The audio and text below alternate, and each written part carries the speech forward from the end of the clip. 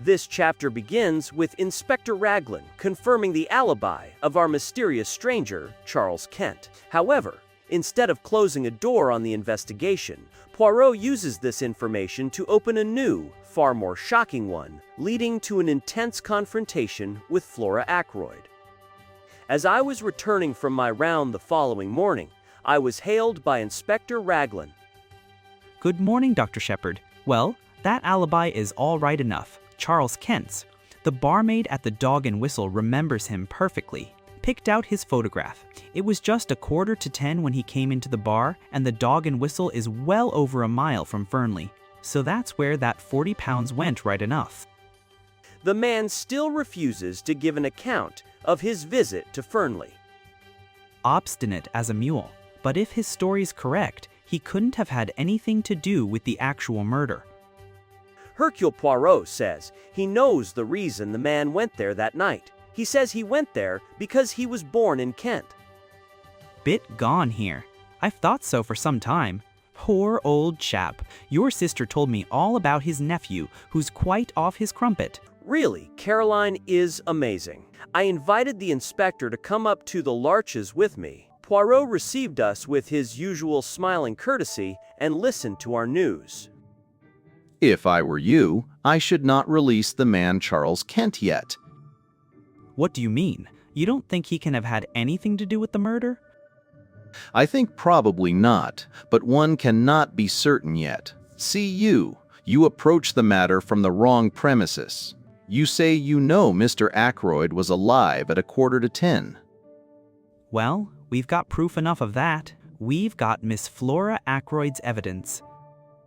That she said good night to her uncle? But me, I do not always believe what a young lady tells me. Parker did not see her come out of the room. He saw her outside the door with her hand on the handle. But where else could she have been? Perhaps on the stairs that lead to Mr. Ackroyd's bedroom. You mean the money? Hang it all, you don't suggest that it was Miss Ackroyd who took that £40. I suggest nothing, but figure to yourself what happens. She has taken the money. She is halfway down the stairs when she hears Parker coming. At all costs, she must not be found on those stairs. She rushes down to the study door, her hand on the handle as if she has just come out. She says the first thing that comes into her head. When she learns her uncle is dead, she is panic-stricken. A young and pretty girl does not like to admit that she is a thief. I'll not believe it. It's not credible. There's only one thing for it. We must tackle the young lady right away. On inquiry for Miss Ackroyd, we were shown into the billiard room. Flora and Major Hector Blunt were sitting on the long window seat. Good morning, Miss Ackroyd. Can we have a word or two alone with you? What is it? Don't go, Major Blunt. He can stay, can he?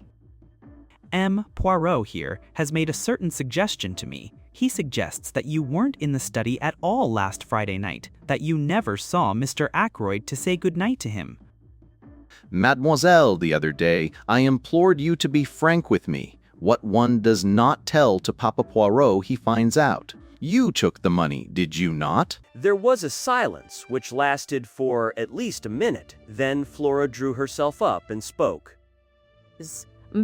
Poirot is right. I took that money I stole. I am a thief. Yes, a common, vulgar little thief. Now you know. I am glad it has come out. It's been a nightmare these last few days.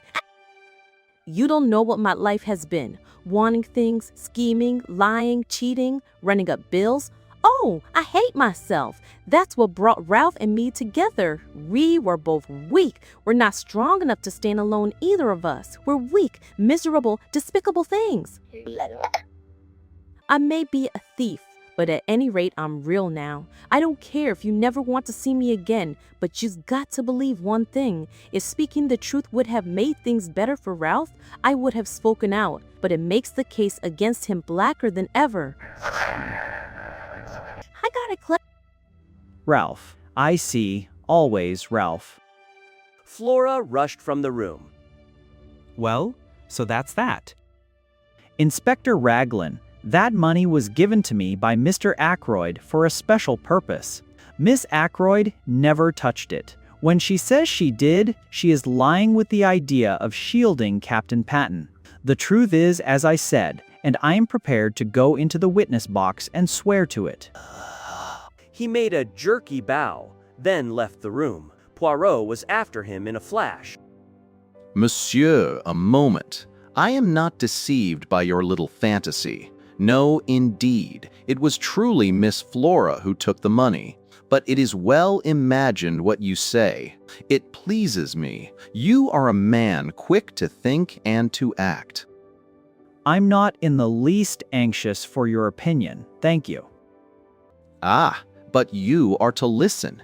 The other day I spoke of concealments. All along I have seen what you are concealing. Mademoiselle Flora, you love her with all your heart. Is it not so? Why must one in England think it necessary to mention love as though it were some disgraceful secret? You love Mademoiselle Flora. You seek to conceal that fact. But take the advice of Hercule Poirot. Do not conceal it from Mademoiselle herself." "What do you mean by that?" "You think that she loves the Capitan Ralph Patten, but I, Hercule Poirot, tell you that that is not so. She liked him, but love? No, it is not Captain Patten. Mademoiselle Flora loves." My sister told me the other night that Flora had never cared a penny piece for Ralph Patten. My sister is always right about these things. "Do you really think?" If you doubt me, ask her yourself, monsieur. "Think I'd hold that against her? Roger was always a queer chap about money. She got in a mess and didn't dare tell him. Poor kid, poor lonely kid." Mademoiselle Flora went into the garden, I think. "I've been every kind of a fool, but you're a sound fellow, M. Poirot. Thank you." He took Poirot's hand and gave it a grip, which caused the other to wince. Then he strode out into the garden. Not every kind of a fool. Only one kind, the fool in love.